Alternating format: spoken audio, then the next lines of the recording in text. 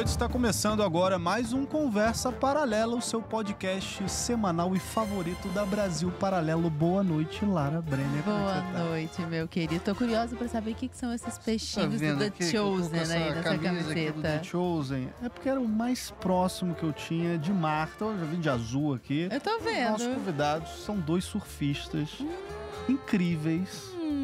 Profissionais, professores, a gente vai falar de muita coisa. Achei que era porque filho de peixe, peixinho é. Também gostei dessa referência. Gostei porque estamos com pai e filho aqui. Exatamente. Estamos aqui para falar sobre o que, Lara Brenner? Vamos falar sobre criação de filhos e relação de pais e filhos. Um tema tão atual, sempre atual, né? Que maravilha. E estamos aqui com o Marcelo Danukalov, que já veio aqui, os dois já vieram aqui. Já. Marcelo veio logo no início, primeiro Conversa Paralela que gravamos com o Danukalov. Muito bom tê-lo de volta, que é professor e terapeuta. Como é que você tá, Danuka? Tudo ótimo, é um prazer enorme estar aqui na casa de vocês, né?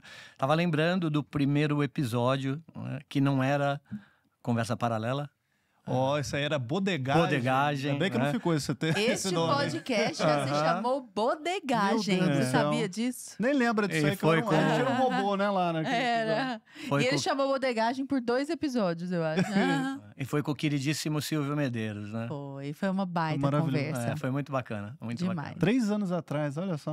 Muito obrigado, viu, pelo convite. É um prazer estar aqui novamente. E estamos aqui com o filho do Danuka, o Noah, que já esteve aqui conosco para falar daquela tragédia do Rio Grande do Sul, onde ele teve um papel influente ali, e hoje a gente vai falar aqui essa conversa de pais e filhos com o Noah, que é o surfista e influenciador digital, trabalha aí com marketing digital. Como é que você tá, Noah? Estou muito feliz de estar aqui, ainda mais com meu pai, depois de um ano, né, daquele podcast. Vai fazer um ano daqui a um mês, e vai ser muito legal trazer outros assuntos, ainda mais com um cara que é meu herói, que me educou em tudo, que tudo que eu sei é por conta dele.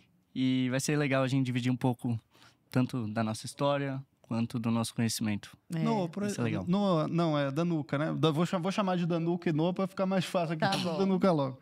Danuka, como pra gente começar da mesma página aqui, como é criar filhos nesse mundo tão conturbado, com valores tão invertidos? Pois é. Quando Noah nasceu, eu não estava desperto para a loucura desse mundo.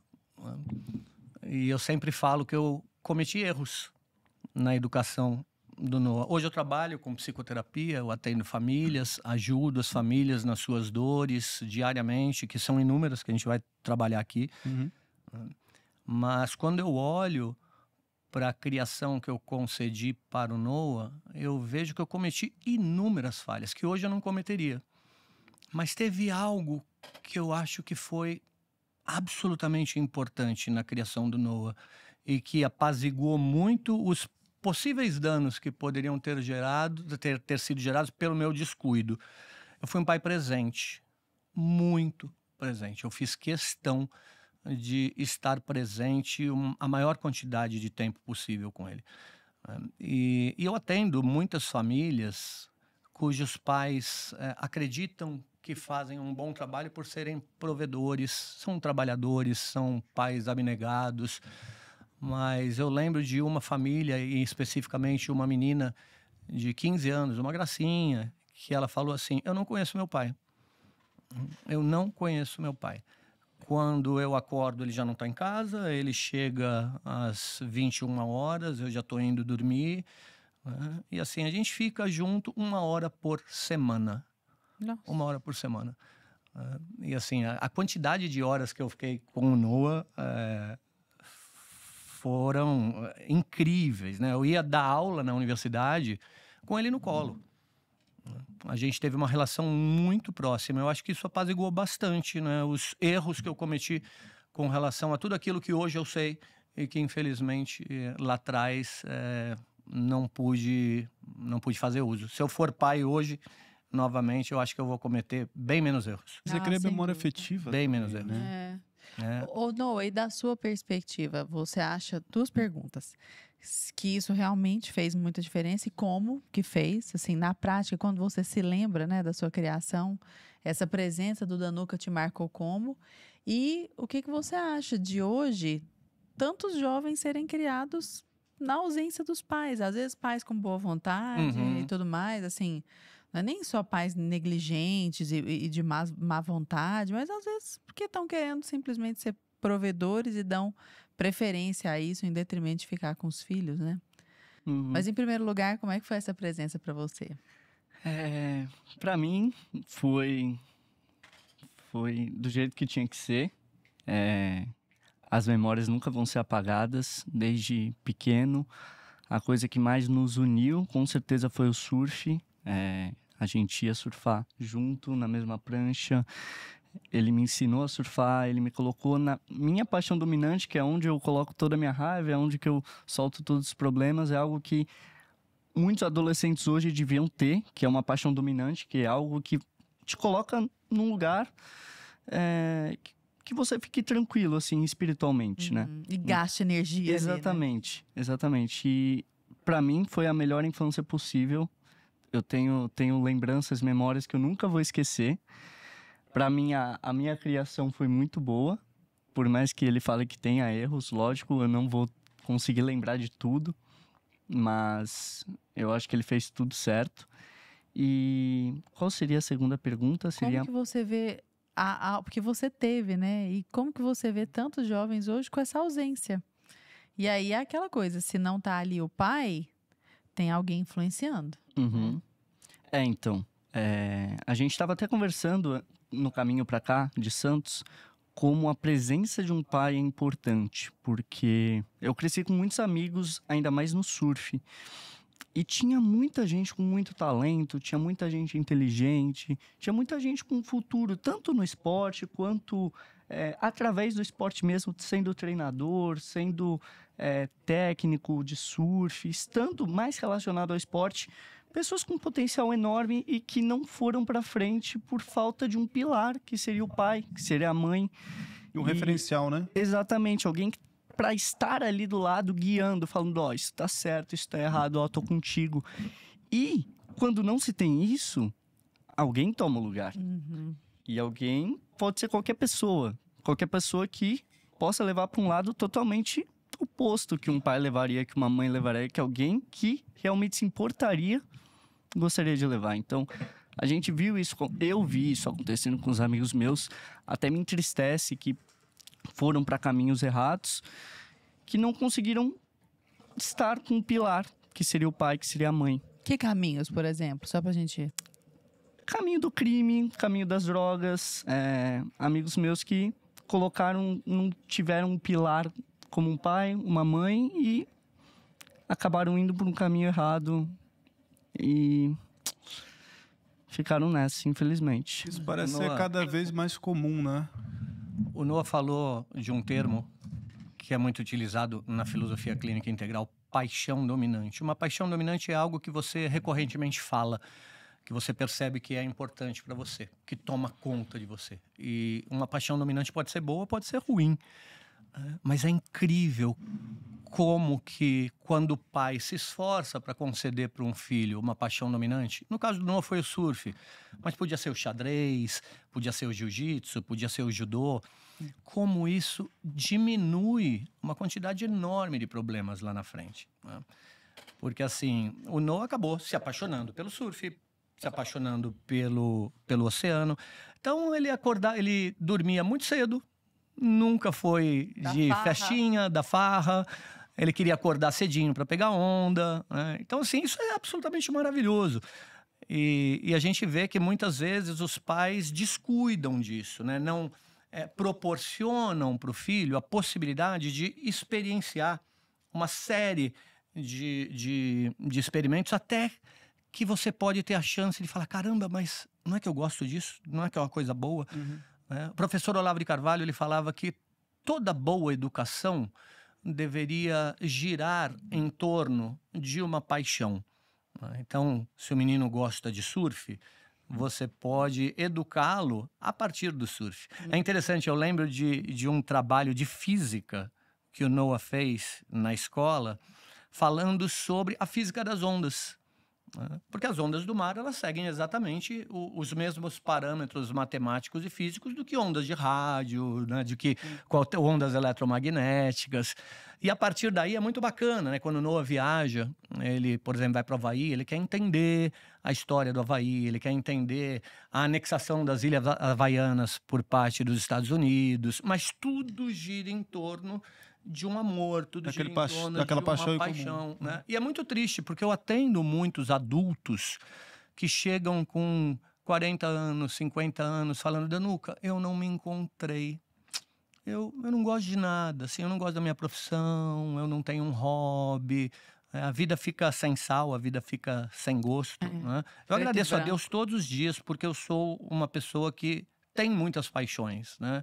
A minha profissão, a minha família, o surf, a música, eu sou um músico frustrado, o estudo, né? Mas tem pessoas que passam a vida inteira sem uma paixão dominante. Eu acho que uma das funções mais importantes dos pais é tentar proporcionar para os filhos, né, essa conexão com algo que seja importante. E eu imagino, no caso de vocês, houve uma sintonia muito boa, porque o Noah espontaneamente adorou o surf, mas eu imagino, até a série Adolescência mostra isso, né, que está muito em voga. Eu imagino que quem está aí nos assistindo talvez já tenha visto, que o pai queria que o menino fosse parecido com ele. Assim, ele não faz isso de propósito, ele não é um cara mau, mas ele gosta de esportes, ele é um cara assim mais bronco, ele gosta de luta e tal.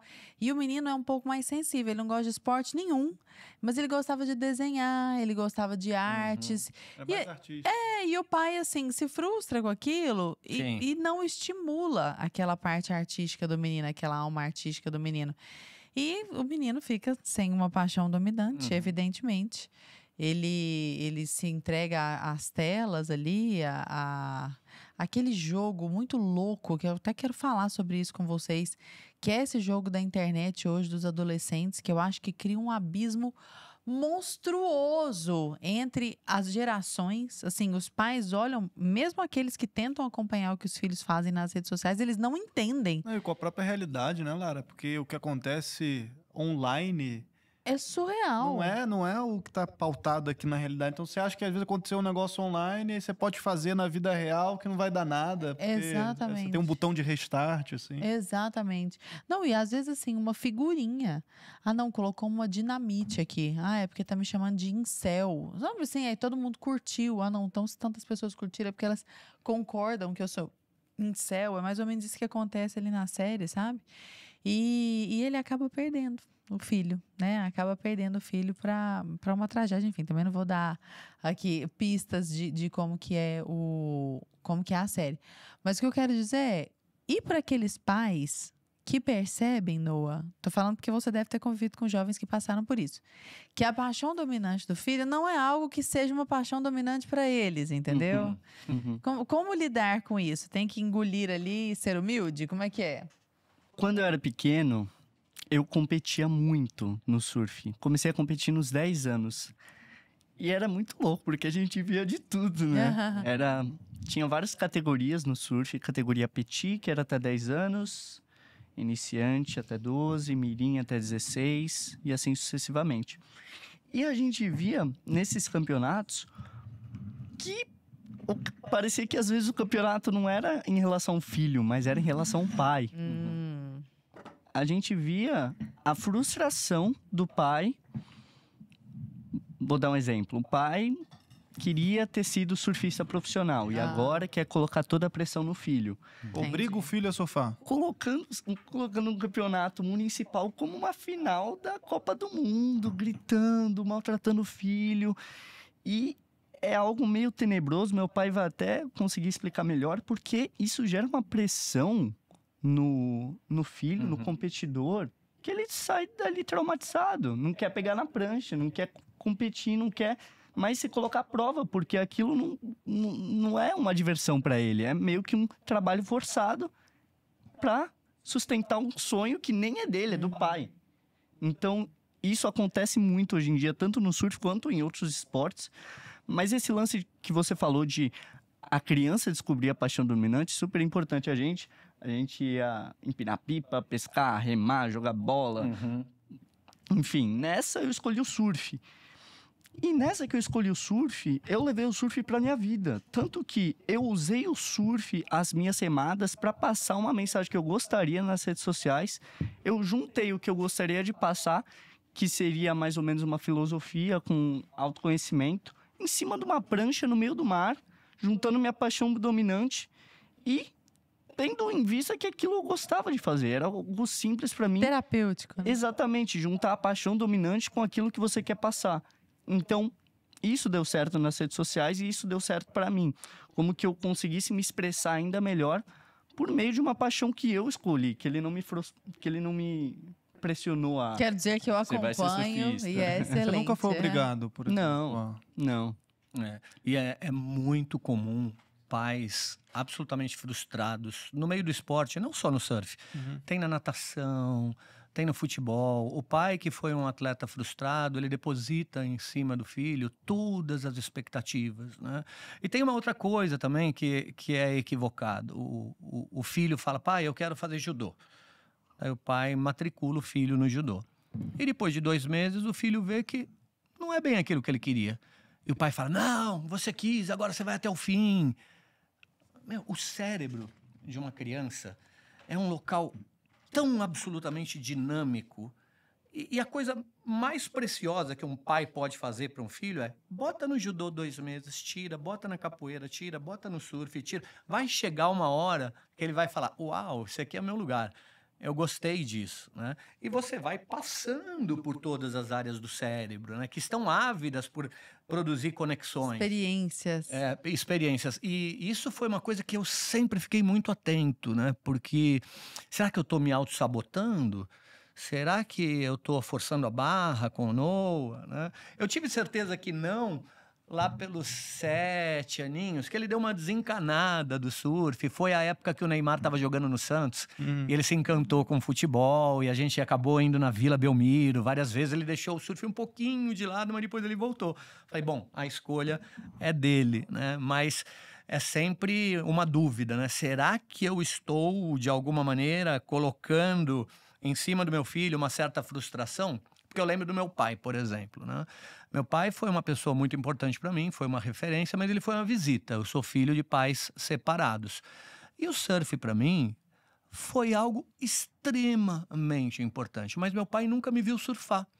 Meu pai morava em São Paulo, depois ele foi para Mairiporã, e eu passei praticamente toda a minha pré-adolescência e adolescência num dilema muito grande, porque eu o via de 15 em 15 dias, de 21 em 21 dias, e sempre que eu tinha que visitá-lo, era o dia que tinha uma competição importante para mim.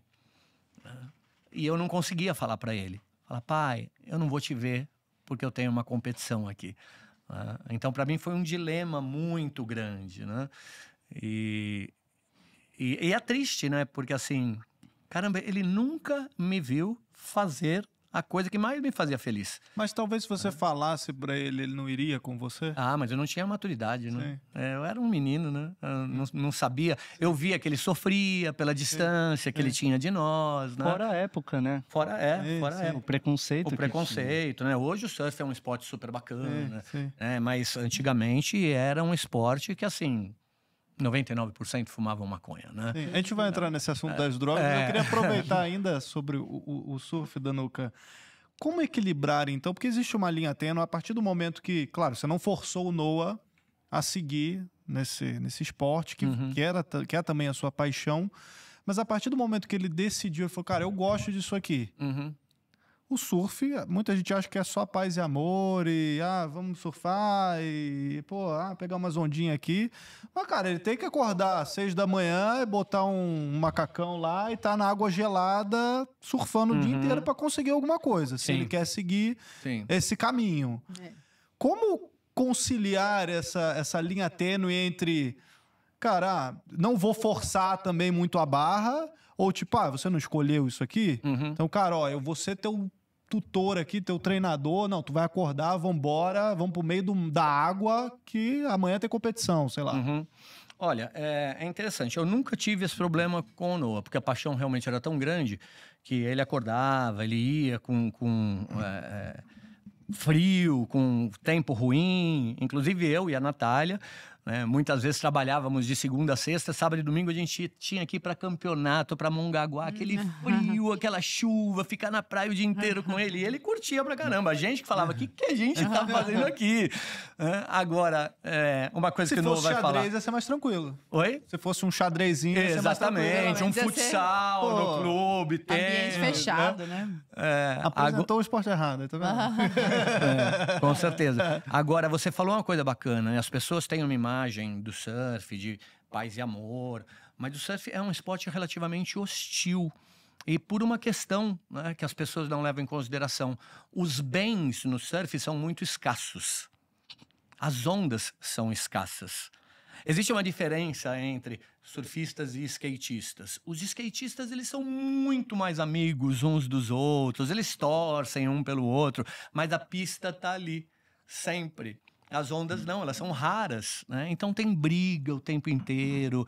É um local, assim, que passa muito longe desse paz e amor, né? Quer falar um pouquinho mais sobre isso, filho? O surf é um dos únicos esportes que a pista se mexe, a prancha vai para um lado e você vai para o outro. Ou seja, totalmente diferente. Essa questão que meu pai falou é muito, muito verdade, porque normalmente as pessoas acham que o surf é paz e amor, isso e aquilo, porém, querendo ou não, quando você vai surfar é guerra. É guerra. Há regras tácitas, que não estão escritas em nenhum lugar, porém, como todo esporte, o surf tem essas regras, porém, na maioria das vezes não são respeitadas. E acaba gerando briga, às vezes você vai surfar, você volta mais estressado. Essa é a real. Vai para relaxar. Exatamente. Na maioria das vezes é assim. Porém, eu vejo, como eu já viajei bastante, eu vejo que os brasileiros, eles tendem a não obedecer essas regras. Lá fora, as regras são muito mais impostas e, como eu posso falar, respeitadas.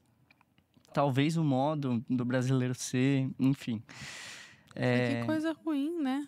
Meio triste. O brasileiro, ele, via de regra, é muito mal visto lá fora. Né? Ele não respeita. Existe uma fila para se pegar onda, que é uma fila invisível. Né? É uma polidez, né? Que organiza a brincadeira. Né? O brasileiro, via de regra, tende a macular e ferir essas regras tácitas que, como o Noah falou, não estão escritas em nenhum lugar, né? Mas organizam, né? Organizam a prática, né? E exatamente pelo fato do bem ser escasso, não é sempre que tem onda, né? Existe muita briga, muita desavença, muita discussão. Eita. Né? Gente, agora eu queria mudar um pouquinho o rumo da pauta. Você é geração Z, né, Noah? Sim. Quantos anos você tem mesmo? 20. 20 anos. Você cresceu com a internet. E esse é uma solução, problema hoje para nossa vida. E para os jovens eu vejo que é um problema assim, seríssimo. É algo assustador, porque quanto mais eu chafurdo nessa lama, mais eu me assusto com isso. Assim, aquele negócio das panelinhas do Discord e filmar crime ao vivo, como o Arthur disse, como se aquilo fosse ficar evanescente depois. Você fez ali na internet, como você fez para publicar na internet, aquilo vai sumir de alguma forma, sabe? Como que vocês tiveram, na verdade, não é nem como que isso aconteceu, porque eu não sei nem se aconteceu. Vocês tiveram que lidar com essa questão da internet, porque você trabalha com isso hoje, né, Noah? Isso já foi um empecilho para vocês? Você vê isso à volta, isso chega ao consultório? Queria pegar como que vocês estão vendo a internet hoje e esses problemas, né, tão pungentes. Ser uma pessoa pública, né? Exposição, assédio. Ainda tem isso. Como é que isso entra também? Quando eu era pequeno, a gente surfava junto com uma GoPro, que é aquelas câmeras de ação de já a prova d'água. Já vimos os filmes, inclusive, são ótimos. A gente colocava na prancha e ia surfar junto. Nessa, eu dei muita sorte por ter crescido com muitas recordações, muitas mídias dos momentos que a gente viveu, tanto surfando junto, enfim. Indo surfar no meio de chuva, enfim, ondas de 3 metros. E eu postava esses videozinhos no meu Facebook. E eu usava a internet só para isso, postar esses videozinhos. Queria ir surfar para fazer mais imagem e postar. Por quê? Porque para mim era importante para conseguir apoiador. Eu queria patrocinadores, queria apoiadores. Então, a gente fazia esses vídeos surfando. Eu, com 10 anos, pegava, entrava no Instagram de um monte de marca, pegava e-mail, começava a redigir uns textos. Quando eu via, minha prancha estava com uns 20 adesivos, com 10 anos. E você pode sim usar a internet para se beneficiar, ainda mais se você for um atleta. Você colocar o seu trabalho ali. E hoje mudou muita coisa, né? Daquela época de 2012 para hoje, 2025. Mas eu acho que tem que ter um pouco de cuidado. Porque às vezes você coloca muito da sua vida ali. E a gente não pode esquecer que tem pessoas com má intenções, tem pessoas que não querem fazer o bem. Mas é super importante uma criança, não, um adolescente, desde cedo, ainda mais se tiver um esporte, colocar o seu trabalho lá. Assim como eu fiz. E isso hoje em dia se tornou o meu trabalho, que a gente vai falar que mudou muita coisa. Mas o começo foi isso, foi pela minha paixão dominante. E agora meu pai vai falar um pouco Era supervisionado? Isso aqui, gente, tá destruindo famílias. Destruindo famílias. Eu gosto sempre de brincar assim, né? Há 50 anos, a nossa avó...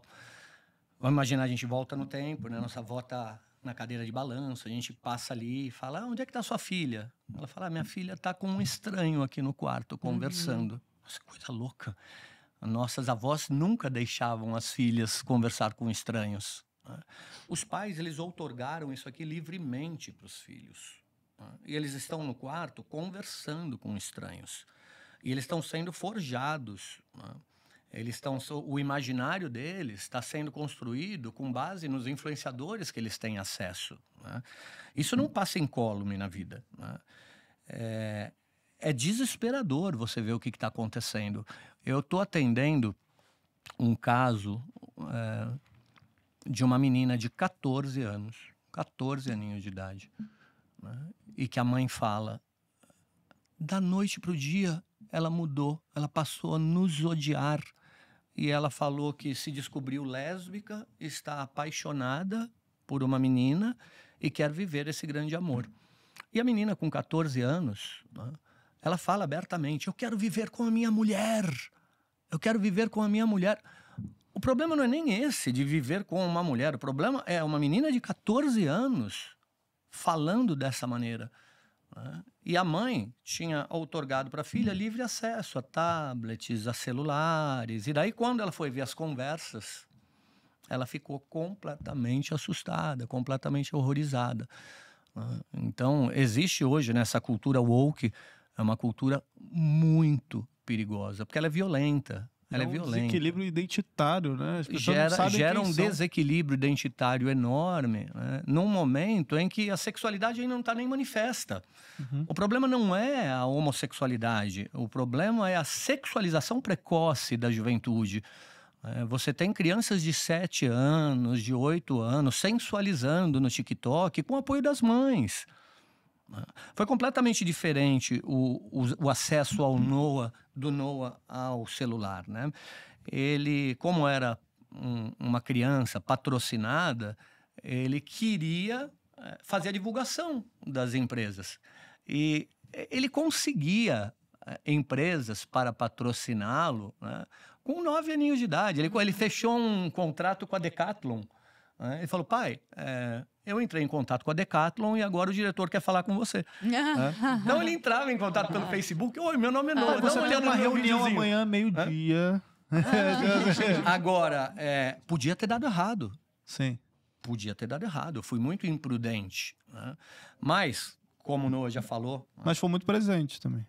Eu era presente, né? Mas ele teve o celularzinho dele. Ele editava os videozinhos dele, ele postava no Facebook, eu olhava e falava, oh, que bonitinho, né? Ele, desde sempre, ele fazia as edições dos vídeos. Então, ele usou como uma ferramenta de trabalho precocemente. E deu certo.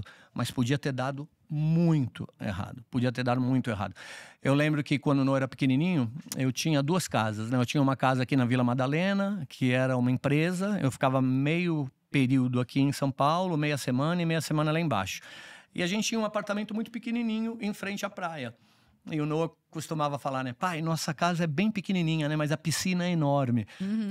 Então, ele não ficou refém do celular. Agora, não é a realidade na maioria das famílias, né? Morar no litoral, de frente para a praia. Não, mas não é nem só litoral, né, Danuca? Hoje em dia você tem play, às vezes, em prédios, né? Lá no Rio chama play, não sei se aqui em São Paulo chama também. Sim. Assim. Tipo parquinho. Você desce ali, aí tem quadra, tem às vezes um monte de coisa. Ou rua. Eu cresci em rua fechada, assim. Sim. Era fechado, jogava bola, brincava na rua, sabe? Não tinha isso. Hoje em dia você vê um monte de criança, em festinha de criança também. Tudo um celularzinho, assim. Ninguém conversa mais com ninguém. As crianças não estão seguras no condomínio fechado. Isso é uma ilusão dos pais. Elas não estão seguras no condomínio fechado. E tem um livro muito bacana, que eu já falei em algumas ocasiões. É um livro de uma psicóloga chamada Judith Rich Harris. Chama Diga-me com quem andas. E ela desmistifica essa crença de que, se eu sou um pai que dou uma boa formação ética e moral para o meu filho, ele está protegido. Então, uma ova. A circunstância que o filho está inserido fora de casa, ela é infinitamente mais importante na constituição do caráter. A constituição da personalidade, ela é múltipla, né? Você tem elementos congênitos que são herdados, você tem o acaso, você tem o teu temperamento, mas você tem também a circunstância, né? E o grupo de amigos, ele pode ser maravilhoso, mas ele pode ser devastador. Ele pode ser devastador. E os pais, muitas vezes, eles descuidam dos amigos dos filhos, né? Isso é uma coisa que eu sempre fiquei muito atento, né? Muito atento. Com quem que ele anda, quem são os amigos. Tanto é que grande parte dos amigos dele são meus amigos hoje. Sim. Né? Os meus amigos de infância são amigos dele. E os poucos amigos que ele tem da geração Z são meninos queridos que a gente recebe em casa, mas muitos se perderam, como ele falou. Sobre muitos. isso, e jogando também a bola pro Noah, queria falar um pouquinho de educação, porque acho que tem tudo a ver esse círculo social. Hoje em dia, os pais eles estão preocupados ali, alguns pais, né, claro, que estão mais atentos a essa questão da educação dos filhos. Então, em casa aqui, cuido eu, tal, vou educar nas virtudes, nos valores e tal. Aí o filho vai para a faculdade.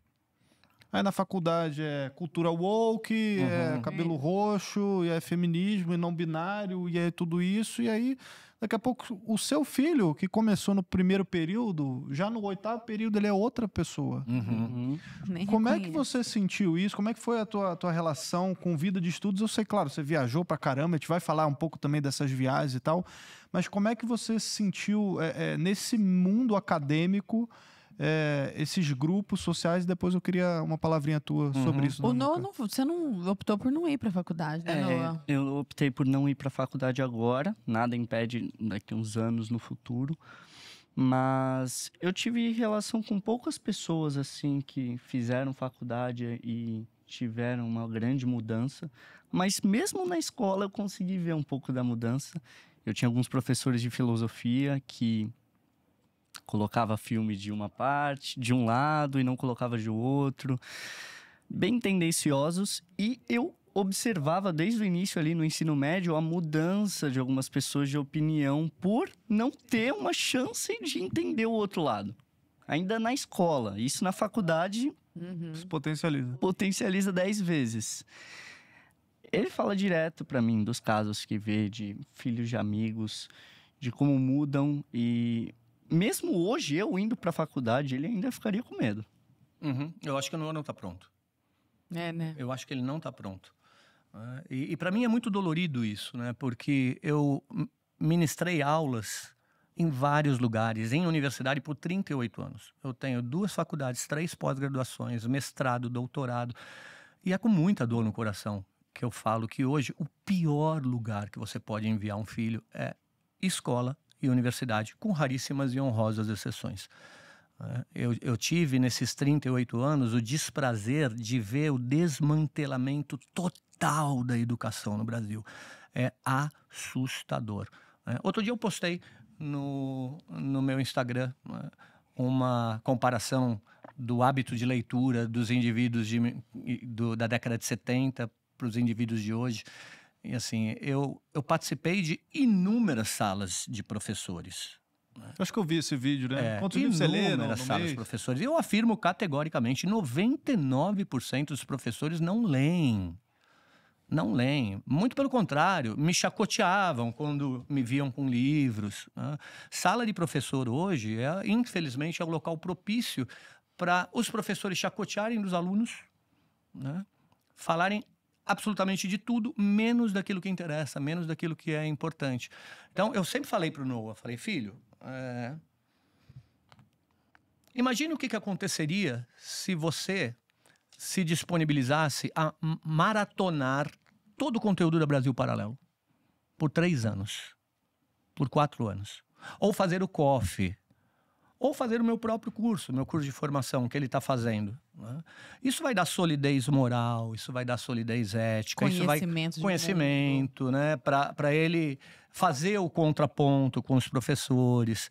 Então, quando o Noah começou a trabalhar com marketing digital, pelo fato de, desde pequenininho, ele ter postado algumas coisas com relação ao esporte, ele tinha um número de seguidores relativamente grande.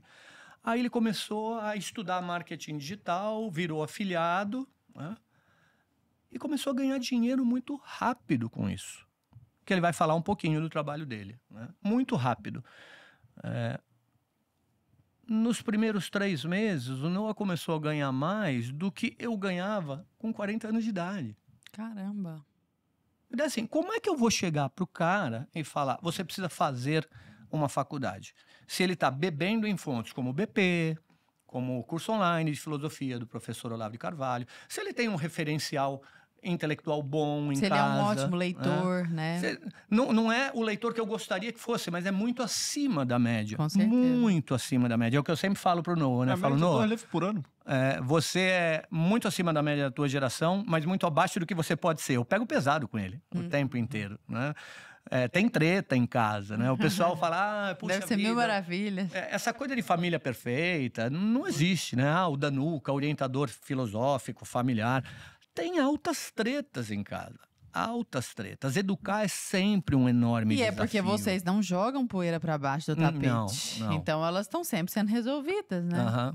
Então, eu fico feliz dele não também ter ido. Jogar a régua para cima. E o Elon Musk outro dia falou, né? Você não precisa ir para a faculdade para adquirir conhecimento bom. Hoje o YouTube tem tudo ali. Agora, se você tem a vocação para ser um médico, um neurocirurgião, se você quer ser um engenheiro, você ainda vai ter que ir para os bancos escolares, né? Mas eu acho que hoje o Noah ainda não está preparado, né? E daqui a uns 3 ou 4 anos, quando o cérebro dele estiver mais maduro, né? Talvez seja a hora dele ir, se ele quiser. É aquela frase, né? Não deixe que a faculdade atrapalhe seus estudos. Exatamente, né? Hoje o conhecimento sólido, infelizmente, ele está fora dos muros da universidade. E é uma tristeza. Falando quem já esteve lá por muito tempo. E eu tive em faculdade pública, faculdade privada, rodei o Brasil todo. É muito triste. A gente lançou, inclusive, o Utopia falando a respeito de toda essa desgraça educacional, assim, disponível aí para os membros assinantes. Então, para você se tornar membro, você vai assistir aí. Sim. Muito pesado no coração ali. Depois do Pátria Educadora, é um documentário específico sobre universidades brasileiras. É um local, infelizmente, de formação de militantes, né? Quando deveria ser um local de discussão de ideias, né? Eu não acho que, por exemplo, a esquerda não tenha bons pensadores. Tem um sociólogo que eu adoro e que sempre foi a vedete da esquerda, que é o Pierre Bourdieu. Nossa, eu falo direto do Pierre Bourdieu na minha formação. Falo de Marx, falo de Pierre Bourdieu. Eu acho que um professor, ele precisa... colocar todos os lados da moeda, estimular o pensamento, né? Coisa que não aconteceu na formação dele, básica. A professora de filosofia era uma militante feminista que falava de tudo, menos de filosofia. Né? Tudo menos de filosofia. E é um dó, né? Então, infelizmente, o conhecimento está fora dos muros da universidade, com honrosas exceções, né? Com honrosas exceções. Como que é seu trabalho hoje na internet? Me passa o livro do Ed. Bom, como ele falou, eu já tinha um número relativamente grande ali de seguidores no TikTok e no Instagram, por conta muito dos nossos vídeos quando eu era pequeno. E eu, de certa forma, usei isso ao meu favor no marketing digital para vender automações que facilitam a venda no marketing digital em si e treinamentos que te ensinam diversas áreas do digital, que seria tráfego, copy, ADS, X1, conversão, até cursos, produtos físicos, produtos digitais. E eu lembro que eu usei um pouco do meu público que eu tinha para fazer esse tipo de divulgação. E no primeiro mês, eu lembro que eu não queria falar para ele, porque eu gosto de fazer as coisas assim, ninguém enche o saco. Por mais que ele nem encheria o saco, eu gosto de fazer as coisas na minha. Também para não criar expectativa. Não queria criar expectativa. E daí, no primeiro mês, eu lembro que eu fiz R$8.000. Só que eu precisava de um CNPJ para sacar. Eu cheguei e falei, pai, comecei um trabalho aqui, tem R$8.000, você me presta a conta? Aí ele, meu filho entrou pro mundo das drogas. Achou que eu tava clonando o cartão. E foi muito engraçado, porque foi muito rápido, tanto por esse público que eu já tinha, porém, eu fui melhorando cada vez mais, fui usando o público e fui melhorando o meu conteúdo, que eu gostaria mesmo de passar, juntando a minha paixão dominante, que seria o surf, falando sobre marketing digital e muitas coisas que ele fala na formação dele. Tá difícil para eu acabar, são mais de 250 horas. Quanto mais eu assisto, mais conteúdo eu amo e consigo passar. Só que não acaba. Né? Não, e juntando isso com o coffee, é trabalho para uma vida Meu inteira. Deus do céu. Trabalho para uma vida. Precisa nem de faculdade. Não, aquilo ali equivale a umas 10. E eu converso com muitos adolescentes hoje que querem entrar no marketing digital.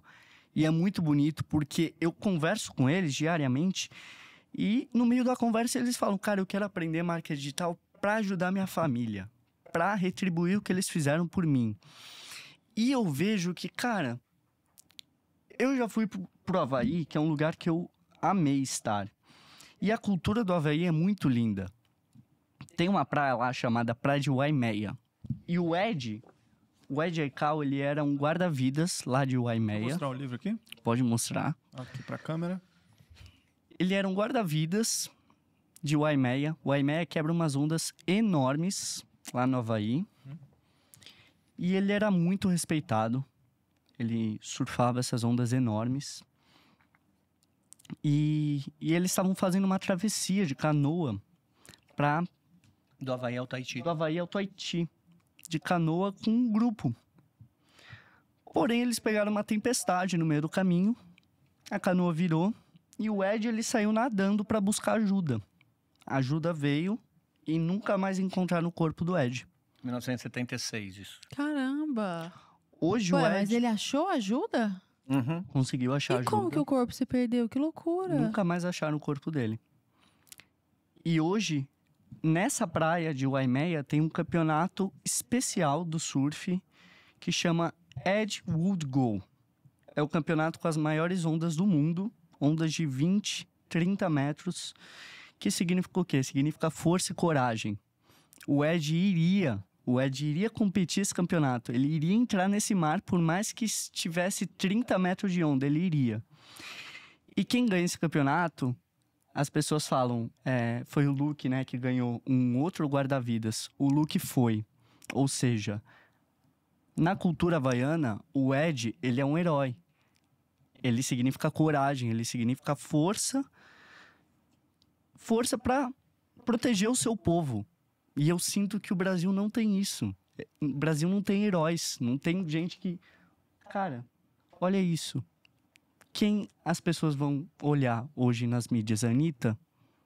É muito triste, porque no Havaí a gente vê que as crianças, elas aprendem sobre a história do Ed. Alguém que se sacrificou pelo seu povo e deixa admiração. Deixa algo que, cara, eu quero ser igual a ele. A molecada, criancinha, loirinha do Havaí, quero ser igual a ele. Quero proteger meu povo, quero trazer superação pro meu povo, quero trazer coisas boas. Não tem isso aqui. Não, O Olavo falava isso, que o brasileiro ele tem orgulho da geografia. Minha terra tem palmeiras, onde canto sabiás, aves que aqui gorjeiam, não gorjeiam como lá. E é algo bonito, né? Que começou aqui com o primeiro documentário da BP, o resgate dos heróis, né? O resgate das pessoas que foram importantes para a consolidação desse país maravilhoso, né? E o Brasil não tem memória. Né? As Mas pessoas continua aí, não dão valor. fala da história E quando aparece alguém que poderia ser um pretenso herói, geralmente a gente faz chacota. Exatamente. Não tem mídia, não tem holofotes para pessoas que merecem atenção. Porque hoje, no Brasil, existiram milhares de Eds. Quem sabe deles? Tá, e foi através desse livro que você começou a querer fazer esse trabalho? Foi através desse online? livro que eu descobri que o Ed era um herói que eu queria seguir. Que eu admirei o trabalho dele, admirei o que ele fez. E através do Ed, eu consegui passar tanto para as pessoas que querem aprender sobre marca digital, essa história de superação. E agora eu estive em Noronha, eu fiz um trabalho com o projeto Golfinho Rotador, e eu levei esse livro para a comunidade que esse projeto apoia. E foi muito legal poder deixar um pouco do livro e da história que me marcou para pessoas que não têm tanto acesso assim. E esse livro foi um castigo para você, né? Putz, eu não falei disso. Esse livro foi um castigo. Por quê? Porque era em inglês. Não. Eu Ele pisei na bola. aprontou. O Noah tinha uns 10 anos de idade e ele pegou o nosso cartão para comprar joguinho. Pokémon. E queimou uma Gente grana no de cartão. Aí eu fiquei pé da vida, né? Daí eu e a Nath chegamos para ele e falamos, seguinte, não dá para ficar assim. Então, de duas umas, ou você vai ficar um mês sem surfar, ou você vai ter que ler esse livro inteirinho e fazer um resumo para nós, né? Os psicólogos de plantão mais behavioristas falariam, cara, você está associando uma coisa boa a um castigo, né? Mas eu tinha certeza que ele ia se apaixonar por isso, né? E ele leu, gostou pra caramba. Melhor castigo do mundo. E eu acho que foi o primeiro livro que você leu, né? Foi. Foi o primeiro, ele falou, não, Nossa, pai, eu já quero ler, eu começou quero com um ler. livro né? grande. E ele leu o livrinho todo, né? E marcou bastante ele, né? Foi muito bacana, muito bonito, né? Foi o primeiro livro que ele leu. E a importância também da leitura, eu queria que você falasse um pouquinho disso, do hábito da leitura para a formação do imaginário, né? Porque se ele não tivesse lido esse livro, ele não teria nem vislumbrado aquilo que ele poderia ser, ou poderia chegar com um herói desse. Você sabe que eu acho que uma das maiores misérias que a gente tem hoje no mundo, e principalmente no Brasil, é o apequenamento do senso imaginário. A Lara fala muito disso no curso dela, né? E assim, a maioria dos jovens ainda acredita em bem e mal, né? Pensa que assim, os índios no Brasil, eles eram super bonzinhos, os portugueses eram os malvadões. Gente, isso é de uma simplificação da complexidade da vida que é absolutamente tosca, né? Os índios viviam aqui em guerra, né? Vamos pegar, por exemplo... Tinha canibalismo. Esse livro aqui é um livro que eu quero que o Noah leia, né? É um livro do James Michener. Eu acho que é uma obra-prima, né? O James Michener, ele conta a história do Havaí desde os anos 800 até os dias atuais. É comum falar assim... Deixa eu mostrar aqui. O Havaí ele foi anexado pelos americanos malvadões. Né? Gente, a história é tão complexa. Tão complexa.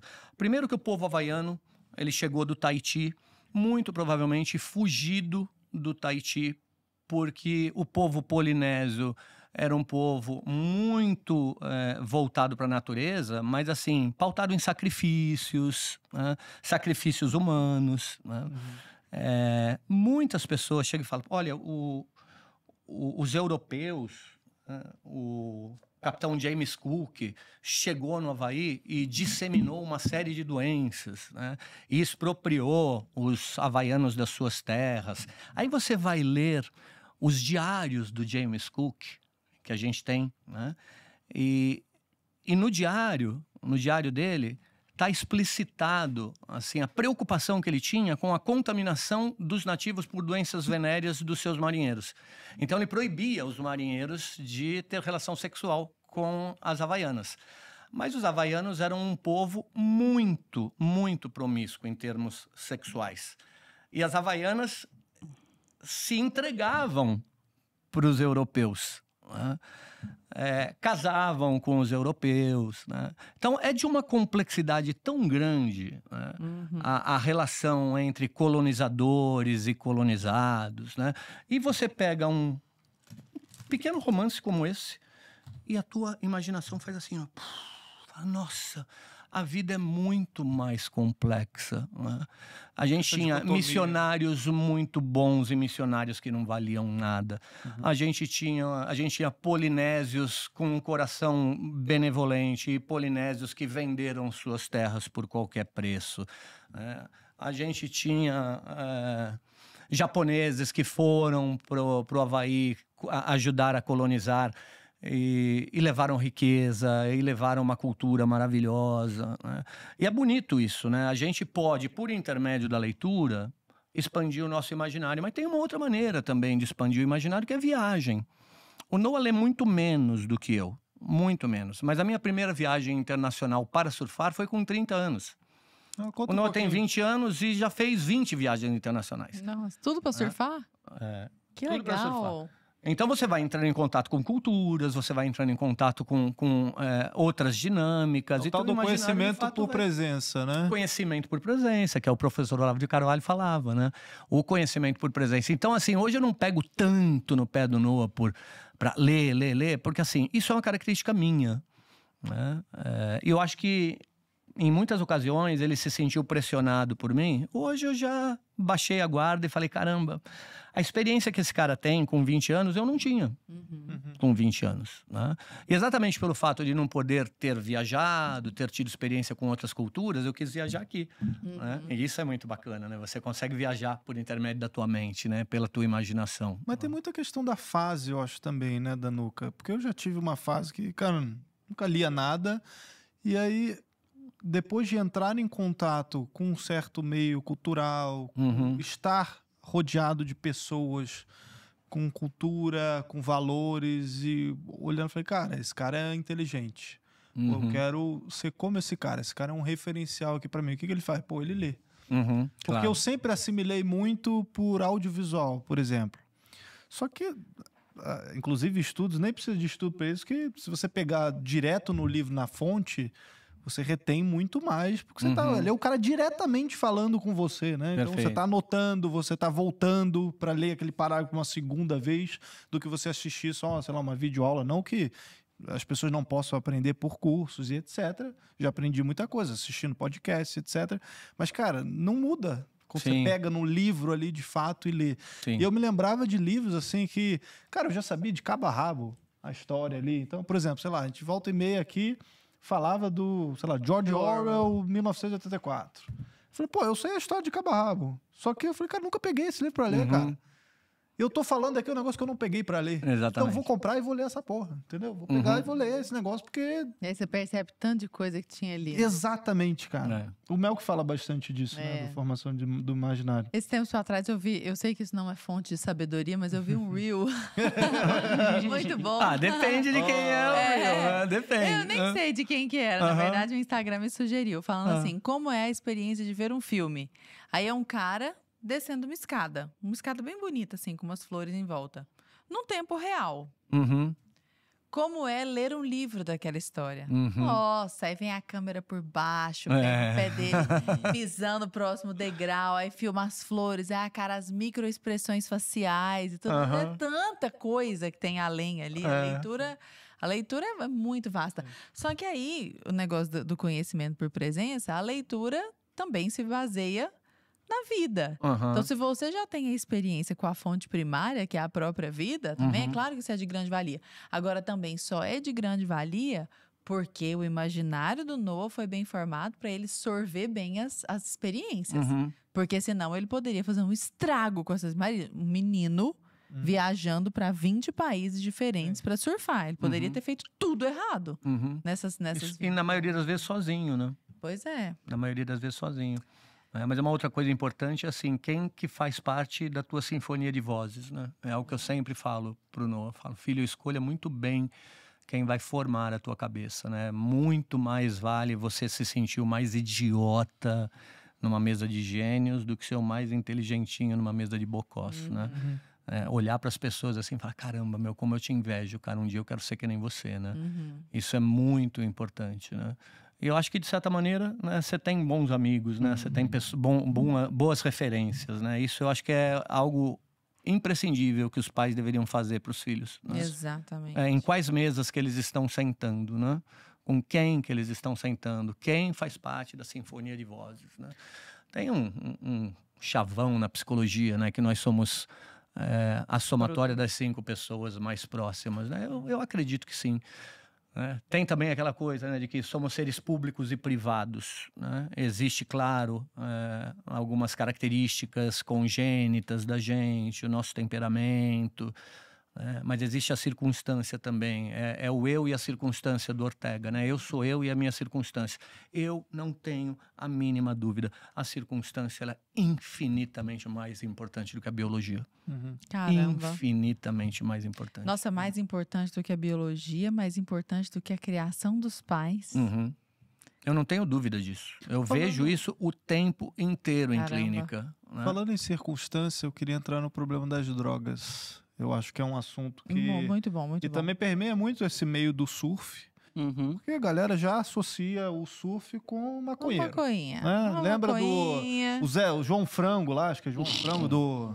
Tá dando onda. Tá dando onda, pô. Nem todo maconheiro é surfista, mas todo surfista é maconheiro. Eu ouvi muito isso, né? Então, como lidar, e aí eu quero também ouvir do Noah, porque você falou que perdeu amigos para as drogas, eu queria detalhes dessas histórias, o que você viu aí nesse meio, e qual que é o problema da maconha, assim, só já para os pais, para os jovens que estão nos assistindo, é o quê? É porque te deixa lesado, você não consegue reter o conhecimento, ou é muito mais embaixo do que isso? Tá, bom, não sejamos desonestos, né? Hoje o surf é um esporte olímpico, a esmagadora maioria dos atletas estão limpos, eles são íntegros, as marcas que patrocinam são marcas extremamente sérias, mas a gente não pode esquecer que o surf ele fez parte da contracultura, finalzinho da década de 60, 1970, então as drogas eram muito presentes.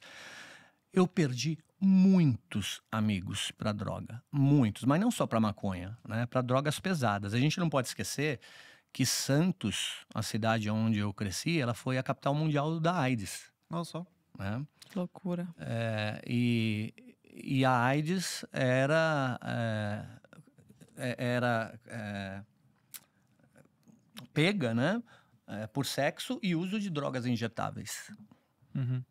Eu cresci na minha adolescência com muito medo da contaminação. Muito medo. Você saía na rua, você via pessoas cadavéricas. E a AIDS naquela época era uma sentença de morte, né? Era uma sentença de morte. Não tinha muita eu lembro informação. de um amigo que eu perdi, que era surfista, foi o primeiro amigo, né, que se contaminou com uso de droga, com seringa contaminada. E logo em seguida foram 50, como se fosse dominó. Que loucura. Uma verdadeira loucura. Né? E assim, querendo ou não, as drogas pesadas, elas começam com a maconha, que parece que é uma droga leve, né?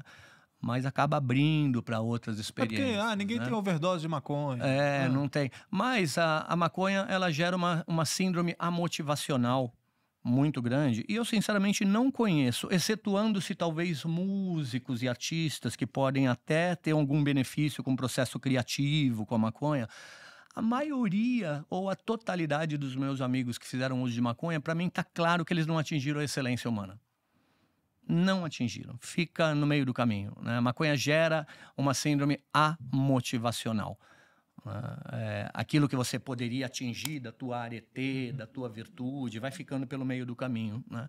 E eu fiz questão de falar muito abertamente sobre drogas com o Noah, que é um tema que muitos pais acabam fugindo e não tratam como deveria ser tratado. Né? Sexo, né, e drogas. Né? Tabus aí. São tabus ainda hoje, né? Então, desde sempre, eu conversei com o Noah a respeito disso, né? E ele perdeu alguns amigos também, não como eu, né? Mas ele perdeu alguns amigos. Hoje mesmo nós estávamos subindo para cá e lembramos de um menino querido, um menino bonzinho, um enorme talento, que foi preso agora por tráfico de drogas. Né? Que Um menino que loucura. competiu com ele, que frequentava a nossa casa, mas você vê a ausência do pai. Né? Ele mudou para São Paulo, inclusive, porque o pai perdeu o emprego, veio para cá, e assim, o pai tirou o menino da paixão dominante. Tirou o menino de um local que estava protegendo o menino. E aqui ele se perdeu. Que loucura. Né? E como é que eram essas conversas, Noah? Eram conversas difíceis ou para você eram naturais? Como é que era? A gente já conversava muito sobre. Ele me deu até um caderninho, que era um caderninho mostrando todas as drogas e todas, a maioria, né? Todas, é difícil. A maioria e qual era a composição, como ela atuava. Era do CEBRID, o Centro Brasileiro de Informações sobre Drogas, lá da Escola Paulista de Medicina. Eles tinham alguns panfletinhos explicando todos os tipos de droga, mecanismo de ação. Então dei para ele e falei, estuda isso aqui, cara. E é super normal a criança ou adolescente ter curiosidade, ter dúvida. Cara, quando eu tinha 14 anos, eu queria saber como era ficar chapado. Qual era a sensação. E eu tinha meu pai pra conversar. Pai, como é que é? O que acontece? Quais são os prós e os contras? E quando não se tem um pai ou uma mãe, vai perguntar pra outra pessoa. E daí é muito mais fácil pra ter uma entrada ali naquele mundo. Com meu pai, a gente conversava sobre tudo. Pô, pai, o que é isso? Como é que funciona a cocaína? Isso, aquilo. Então, me dava como eu posso falar? Uma segurança e educação de, pô, eu sei o que é isso, tô de boa, não preciso... Se me apresentar, eu já vou saber como lidar, assim, eu já vi. É meu já dicionário sei aqui, o que ó. Até porque, geralmente, quando os pais falam da droga, fala que é ruim. Daí o filho faz uso de droga e vê que é gostoso. E vê que tem um barato bom. Aí fala, puxa, mas esse meu pai me enganou. Isso aqui é inócuo. Isso aqui, olha só tô dando risada e tô com fome. Exato. Mesma coisa com pornografia. Exatamente, a mesma coisa. A mesma coisa. Né? E tem uma outra coisa importante, né? Acho que quando o Noah tinha 12 anos, eu expliquei para ele o que era camisinha.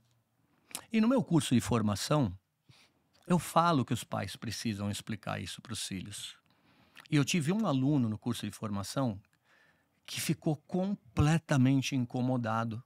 Um católico da bolha, né, falando, Marcelo, eu estou extremamente decepcionado com essa tua aula, porque você está estimulando o teu filho a fazer sexo.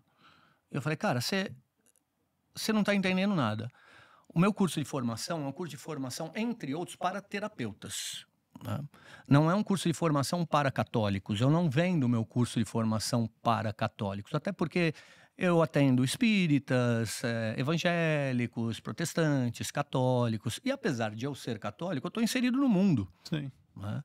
Eu vi jovens como Noah morrerem de AIDS. Morrerem. Então, assim, é importante chegar e falar, olha, eu gostaria que você fosse fiel. Eu gostaria que você tivesse uma namoradinha. Eu gostaria que você fosse casto. Eu não fiz isso. Mas se um dia você, porventura, né, pelo seu ímpeto desejante, for fazer sexo com alguém, por favor, proteja-se. E é assim que se usa. Né? E é assim que se usa. Gente, nós estamos falando de morte. Nós estamos falando de morte. Eu lembro da minha médica, Maria Cristina, né? Quando ela me atendia na época da AIDS, ela falava, Marcelo, eu acabei de atender uma mãe com uma filha de 14 anos que se contaminou com AIDS. Nossa Senhora, Deus me livre. 14 aninhos de idade. Né? Então, assim, para mim sempre foi assustador isso. Né? E assim, a gente precisa conversar com os filhos a respeito disso. Né?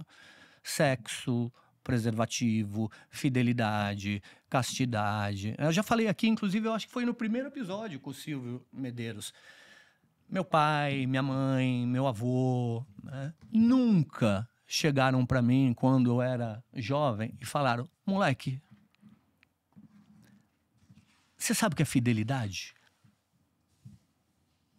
Você sabe que tu vai ser bicho se você trair? Nunca ninguém falou isso. Né? Só que eu ia pra rua e o estímulo era a traição. Né? Quanto mais você pega, mais fodão você é. Né? E eu traí várias namoradas. Eu falei isso no primeiro episódio aqui. E é terrível. Isso um homem que trai a própria esposa, um homem que trai a própria namorada, quem mais ele não é capaz de trair? Sim. Né? Ele está traindo a pessoa que está ali se entregando, que está confiando a ele. Então, assim, os pais não falam a respeito disso. Né? E essa molecada vai aprender na rua. Né? Com as piores pessoas, com os piores exemplos, ou aqui. Né? Isso aqui é maravilhoso, é só uma ferramenta. Né? É só uma ferramenta, mas a gente tem que saber usar. Né? A gente tem que saber usar. E como é que foi essa experiência dessa conversa sobre sexualidade? Porque eu acho que a conversa de sexualidade é até mais delicada do que a de drogas. Não sei, eu tenho essa impressão. Dá uma vergonha alheia, não. Mas que eu tinha, 13 anos? Pegou uma banana, uma camisinha. Foi assim mesmo, sentou na mesa. Eu lembro da cara dele até hoje, vermelho, assim, não sabia onde enfiar a cara. Não, mas foi super importante pra mim. Super importante, porque é a mesma coisa da droga. Quando você tem alguém pra conversar, quando você tem alguém pra tirar informação, você vai aprender em outro lugar. E na internet também. Porque a internet, ela tem várias camadas. Você vai moldar o algoritmo. Eu acho meio sacanagem a galera chegar e falar, pô, na internet só tem conteúdo horrível. Não, porque você que molda o algoritmo. Se você não gosta daquilo, você clica na tela e clica em não interessado. Porém, tem várias... Como eu trabalho com a internet, eu trabalho com várias contas e às vezes quando eu crio uma conta nova, aparece lá os conteúdos mais viralizados quando o algoritmo não tá pronto pra mim. Calibrado. Aparece cada coisa, cara. Meu Deus do céu. É o buscar e é sexualizado já ao Deus, extremo, né? Um inferno de Dante ali. A maioria dos adolescentes hoje, a maioria que estão com esse algoritmo treinado, mas é a maioria, super valorizam traição, super assim. É trend de TikTok.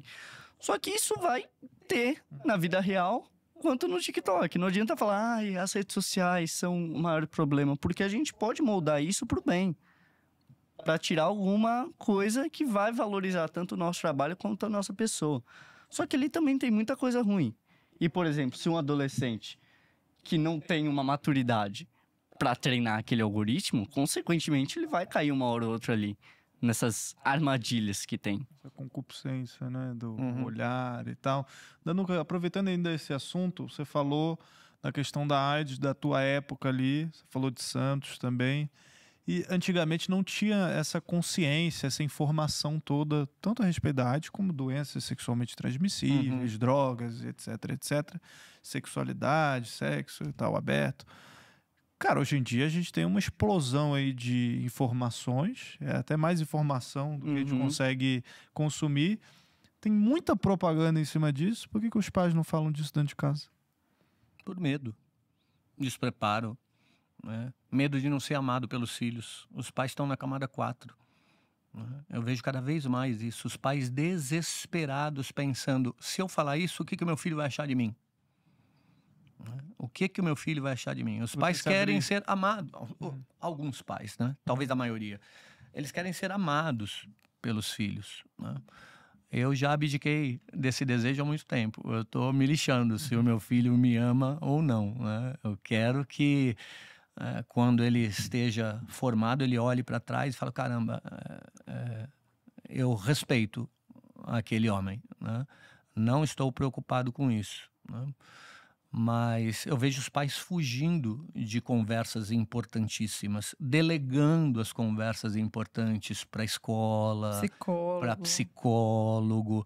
Né? E é um dó. A psicologia é uma área absolutamente maravilhosa, mas é uma das áreas mais contaminadas que existem hoje. Né? Você manda o teu filho para uma psicóloga, para um psicólogo, se você não escolher muito bem, o que ela vai falar é permita-se, seja feliz, né? Faça o que seu coração mandar. Faça o que seu coração mandar, ouça os seus sentimentos. Como assim ouça os seus sentimentos? Mas que absurdo isso. Quando vai ver, vira bicho.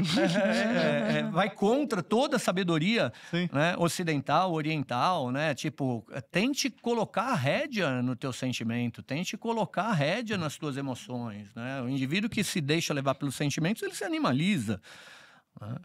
E infelizmente, hoje é a tônica da psicologia, né? E os pais vão tendo medo, né, de tratar essas questões delicadas, essas questões espinhosas com os filhos e vão delegando, né? E hoje a gente não tem tantos bons profissionais assim para fazer essa função. Essa questão dos profissionais, meu irmão, por exemplo, se formou em psicologia na UFRJ e eu fui na formatura dele. Cara, eu olhava para os amigos ali, né, de turma dele. Pô, você percebia já que a pessoa não conseguia nem saber direito o que ela era, o que ela se identificava ali. Sim. Você fala, cara, se você não sabe direito nem quem você é, como é que você vai tratar alguém? Sim, perfeito. E qual disciplina, qual profissão necessita mais de uma polimatia? Freud era um homem extremamente culto. Um homem que leu sobre religiões comparadas, leu sobre mitologia, né? Jung era um homem extremamente culto, né? Então, se você quer trabalhar com as dores da alma, com as dores da existência, você tem que ler muito romance, ler muitos clássicos, você tem que tentar estabelecer a unidade que o professor Olavo de Carvalho tanto falava, né? A busca da unidade do conhecimento se manifestando na unidade da tua consciência. Tem que ler de tudo, tem que entender um pouquinho de farmacologia, de psiquiatria, de neurociência, de poética, de retórica, de comunicação, porque você vai lidar com dores da alma, você vai lidar com a complexidade da existência. E, infelizmente, hoje você vai para uma faculdade de psicologia, você vai ter lacração do começo ao fim. No segundo ano, você é estimulado a escolher uma especialidade. Eu sou especialista em terapia cognitivo-comportamental. Você vai se especializar em meia dúzia de técnicas e sai com essas meia dúzia de técnicas com furor por andes, tentando apaziguar as dores da alma, que são extremamente profundas. Não é à toa que o Nietzsche falava, né? O maior psicólogo do mundo, para mim, era Dostoiévski. E aí você vai ler Dostoiévski, você vai ler Balzac, você vai ler Shakespeare, você fala, meu Deus. Tolstói, você fala, que coisa linda, esses caras mergulharam profundamente nas dores humanas, né?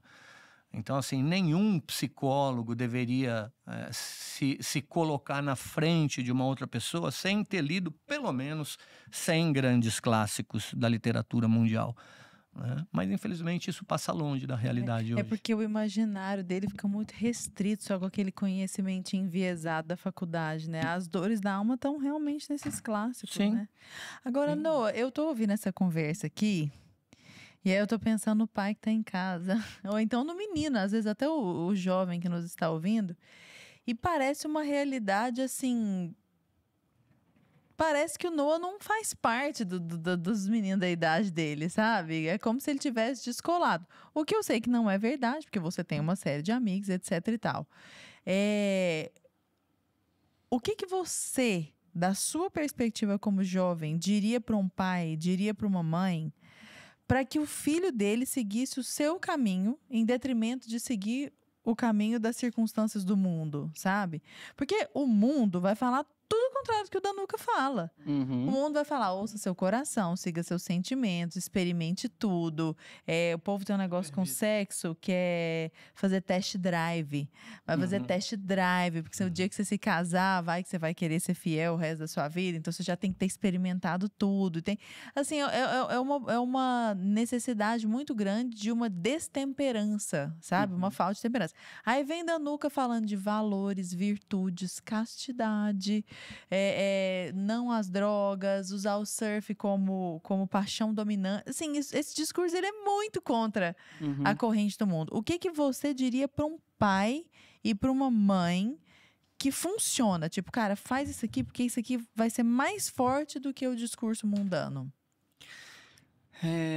Acho que uma das coisas que me moldou assim, que foi uma abertura tanto para o estudo quanto para trabalho, é se colocar à prova em esportes que estão na sua paixão dominante. O surf, ele é uma paixão que eu me coloco à prova a todo momento e eu tenho que saber a hora de parar, porque senão pode dar ruim ali. Aliás, já esteve várias vezes perto de dar ruim, né? Exatamente. Mas eu converso muito, como eu falei, com muitos adolescentes que querem começar no digital e essas pessoas, eles têm grandes valores, por incrível que pareça. eles querem retribuir a família, eles querem ajudar os pais. E o que falta para eles é conseguir se colocar à prova naquilo que eles amam, porque aquilo pode abrir uma confiança para ele se colocar em outras áreas, tanto no mundo do digital, quanto no mundo dos estudos, quanto em outros esportes que ele quer aprender ou para fazer isso se tornar uma profissão. Então, eu acredito que as redes sociais colocaram um grande empecilho de uma comparação. Se o Noah está fazendo isso, eu não vou conseguir porque é algo muito distante, é algo muito isso, aquilo. As redes sociais, elas têm que ser olhadas de uma fonte de inspiração. Cara, se o Ed tivesse rede social, eu olharia para ele e falava, cara, isso daqui é uma inspiração, ele se sacrificou e eu quero me colocar à prova porque ele me inspirou a isso. Então falta pessoas para inspirarem outras pessoas. Falta os adolescentes olharem para essas pessoas e falar, cara, isso daqui é a razão pela qual eu quero me colocar à prova, pela qual eu quero tocar o meu trabalho. Então, usar as redes dessa forma. Ativar inspirações que sejam inspirações reais. Em vez de lutar contra as redes, ajudar as redes. Usar elas ao seu favor. Treinar o algoritmo. No fundo, o que você está falando é estimular os jovens a ir para a camada 5, né? Para parar de querer buscar prazer, para parar de querer buscar reconhecimento e validação de todo mundo. E falar, caramba, eu sou bom em quê? Em que eu posso ser bom? Competir um pouco com os outros. Competir um pouco com os outros. Ser aquele adolescente chato. Exatamente. Quando eu era mais jovem, na minha primeira faculdade de educação física, eu comprei cegamente a ideia dos jogos cooperativos. Todo mundo é ganhador. Todo mundo ganha. Todo mundo leva medalha. Todo mundo leva medalha. Ninguém é melhor que ninguém. Ninguém é melhor que ninguém. Isso é uma loucura, porque assim, o processo de amadurecimento, ele segue uma sequência, né? Depois de você perceber que você tem um determinado quinhão de amor, você vai se colocar à prova. E para se colocar à prova, você precisa competir, senão você não tem padrão referencial, né? E se você não compete, você não vai polir a tua expertise, né? Aquilo que você herdou de bom. E se você não vai polir, como é que você vai cooperar lá na frente? Né? Você está precisando de ajuda? Eu falo, eu posso te ajudar nisso, né? Agora, como é que eu vou te ajudar se eu não me coloquei à prova? Nem sei se eu sou bom mesmo. Nem sei se eu sou bom mesmo. Né? E é muito louco isso, né? Sim, os pais compraram essa ideia de medalhas de participação. Isso é terrível.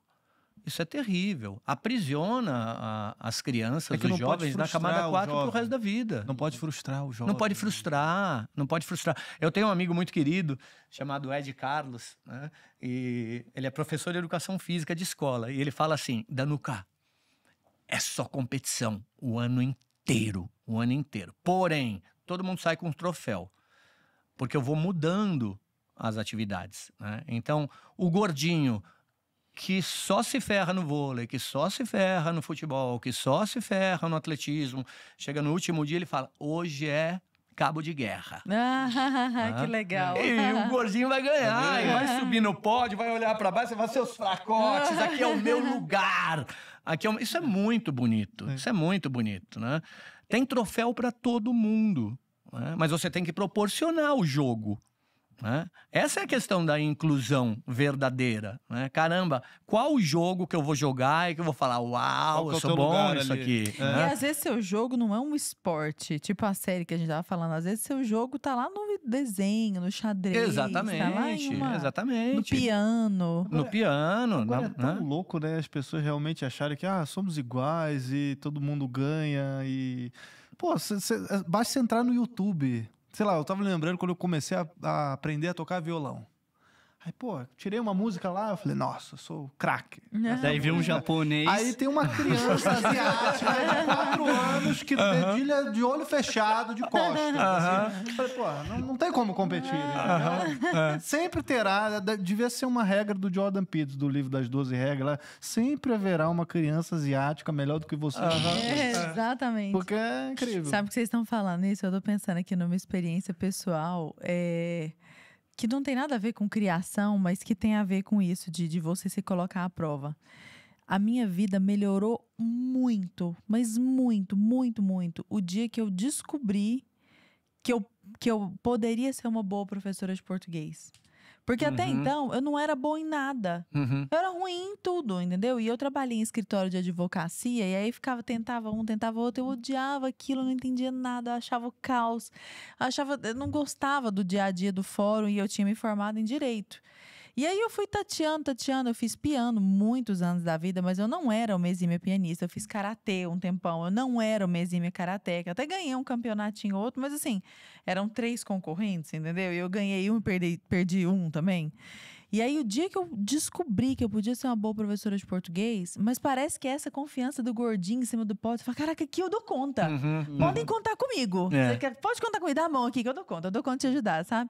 E aí você investe naquilo, gente. Mas parece que é tão óbvio um negócio desse, não é? E a sabedoria dos gregos, né? Os gregos tinham, inclusive, uma palavra para isso, né? Eles acreditavam numa evidência que a gente varreu para debaixo do tapete e hoje a gente está reavivando, né? O mundo é organizado, o cosmos é organizado e tudo tem o seu lugar, né? E se tudo tem o seu lugar, qual é o meu? Qual é o meu lugar? Né? Eles tinham uma palavra chamada híbris, né? Que é querer ser aquilo que você não é, que era um tipo de pecado grego, né? Querer ser aquilo que você não é. Você nasceu lagartixa e está querendo ser um crocodilo. Cara, dá para ser um lagartixão sarado. Mas qual que é a tua bonito, vocação, né? Qual a tua vocação, né? Mas isso também é um grande problema, porque a vida é curta, né? A vida é curta pra gente experienciar tudo. Sim. Mas eu intuo que todo mundo é gênio em potencial. Todo mundo tem um encaixe, mas não dá tempo, muitas vezes, de você descobrir qual é que é a tua. Né? Por isso, às vezes, a gente pode passar a vida dando murro em ponta de faca, sendo medíocre em determinadas atividades. Né? Por isso que eu acho que os pais eles precisam proporcionar a maior quantidade possível de experiência para os filhos. Né? Para, de alguma maneira, rastrear aqui no cérebro algumas conexões sinápticas que já nasceram ali meio que bombadas, né? Para falar, pô, aqui eu acho que eu sou bom. Vambora, né? Eu acho que é isso que o Noah estava falando, né? Tipo, tentar estimular o jovem a falar, cara, qual é teu encaixe? Qual é teu encaixe? Seu lugar no mundo, Qual é teu lugar no mundo? Né? Agora uma pergunta dolorida pro pai que tá em casa, né? Tentando me pôr no lugar do pai. Às vezes o pai tem um menino da sua idade que já tá ferrado. Já entrou na universidade, já deu ruim lá, o menino já se afastou. Ou então o menino que tá assim com 13 anos, entra em casa, fecha a porta do quarto, só quer saber do computador, de internet, não conversa com os pais, não tem diálogo. Aí o pai... Isso quando não se perdeu na droga, né? Isso quando se perdeu na droga, pornografia. Então, o pai tá ouvindo agora, ele tá assim, porra, eu não conheço meu filho. Sabe? Eu não tenho ideia do que tá passando na cabeça dele, porque eu já errei tudo até agora. Dá tempo, gente, consertar? Ou agora é só contenção de danos? Como é que é? Eu sou muito cético com relação a isso. Eu acho que quanto mais tempo demorar para os pais despertarem, quase que irreversível são os danos. Né? Tem casos que não dá para salvar. Eu sempre acredito, eu não trabalharia com psicoterapia, não trabalharia com o que eu trabalho hoje se eu não acreditasse até em milagre. Né? Mas se você outorgou para terceiros a formação do teu filho desde tenra idade, tudo isso aqui está formatado na base. O cérebro de uma criança de 3 anos de idade produz bilhões de conexões durante o ano que vão servir de estruturação, de base para todo o caráter lá na frente. Né? E muitos pais, né, pensam assim, para que eu vou pedir para o meu filho organizar os brinquedos? É só uma criança. Pô, mas é exatamente por isso. Né? Os hábitos, a ordenação, a ordem material, a ordem temporal, a ordem afetiva, a ordem intelectiva. Todas aquelas ordens que eu não trabalhei com ele. Eu não trabalhei, eu fazia as coisas para o Noah.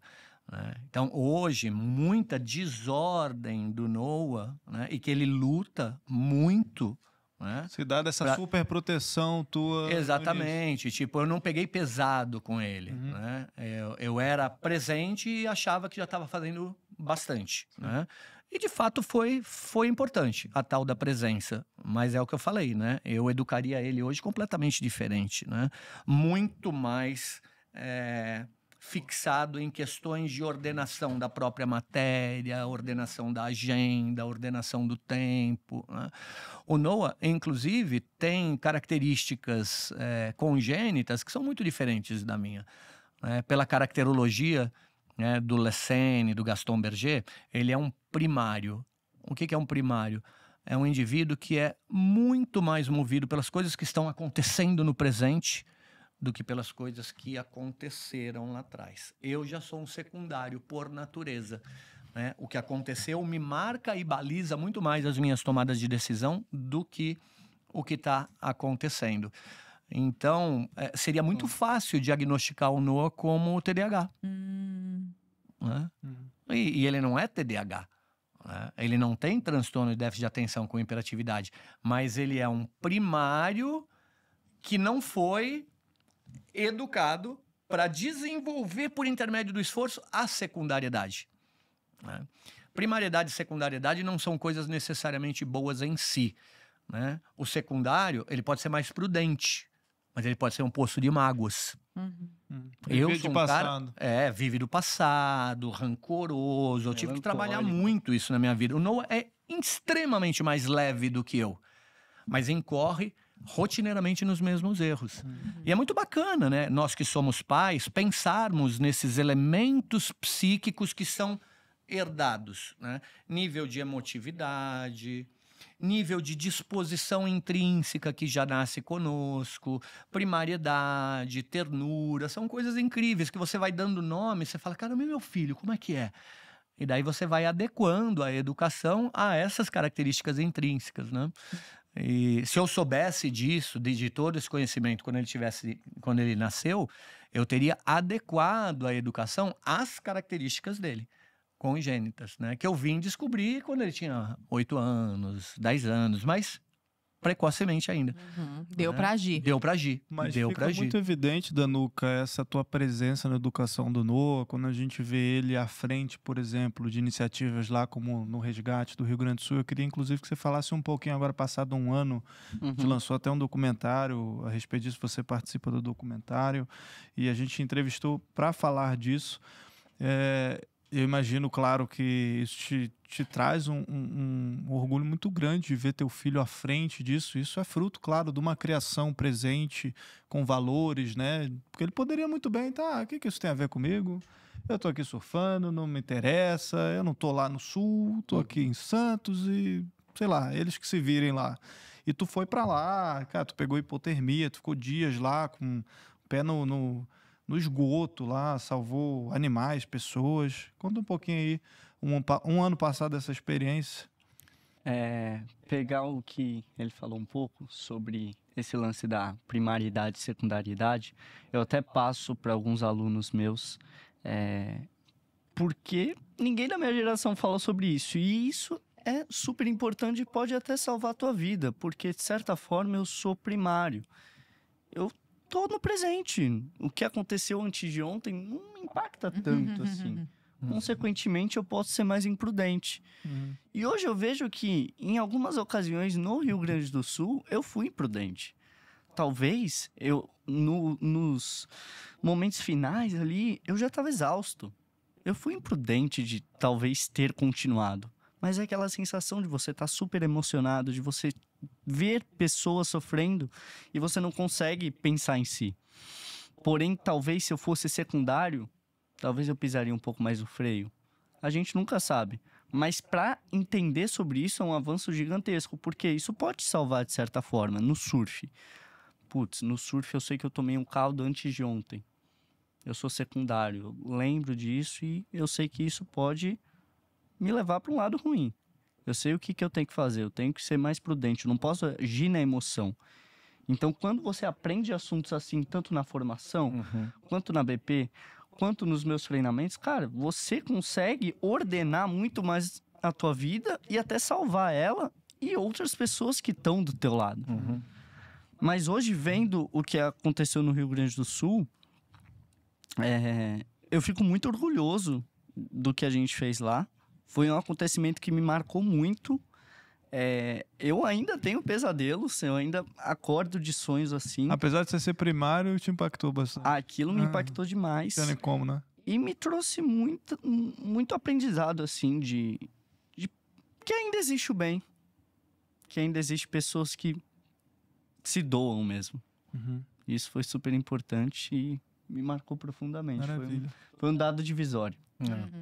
E para mim, para a Natália, foi um momento também muito importante, porque a gente fica falando o tempo inteiro, né? De, vamos educar os filhos para a virtude, para a caridade, para pensar nos outros. Mas daí, eis que chega um dia que ele fala, pai, tô indo para o Rio Grande do Sul salvar pessoas. E a gente sabia o que estava acontecendo ali. A Natália foi contra. Ela ficou com muito medo, né? E assim, e se a gente não deixa ele ir? Olha a dissonância cognitiva, né? Porque ele pode depois chegar para nós e falar, pô, vocês falam que eu tenho que me entregar, que eu tenho que pensar nos outros, que eu sou muito egoísta, e quando eu quero fazer alguma coisa, vocês não deixaram. Então, muito cômodo, né? Porque a gente fica feliz com todos aqueles heróis que estão lá, mas, puxa vida, é o meu filho que está querendo ir. Né? Então, foi muito desafiador, muito desafiador. E vocês podem imaginar como é que foi para nós, né? Uma das amigas dele manda o seguinte WhatsApp, né? Por favor, número do cartão do plano de saúde. Ela falou assim, qual é o número do cartão do plano de saúde? Chega no WhatsApp. Aí você já imagina o quê? O que a gente imaginou? Né? Foi eletrocutado num fio de alta tensão. Foi desesperador. Ele quase morreu mesmo. Ele quase morreu. Ele teve uma hipotermia. Né? E uma outra coisa, né, importante. Na Bíblia está lá que a mão direita não saiba o que a mão esquerda está fazendo. O Noah só foi para lá porque ele foi estimulado pelo Pedro Scooby e por toda a turminha do Scooby. Sim. Que estava postando a todo momento, a todo momento. Eu acho que em momentos assim, em momentos de catástrofe, você precisa divulgar, né? Porque assim, o Pedro Scooby, ele mobilizou muitas pessoas. E todo mundo criticou o Pedro Scooby. É para ganhar like, não sei o que. Que ganhar like? O cara já tá no topo do mundo. É um grande campeão. Tá pagando. Sabe? A Red Bull tá pagando. Ele botou todos os equipamentos dele em risco. Ele ficou lá um mês, sabe? Ele salvou um monte de gente. Ele salvou vários animais. E ele estimulou jovens como o Noah a fazer a mesma coisa. Né? Que saíram para tentar fazer o bem. Né? E eu acho que isso tem que ser divulgado.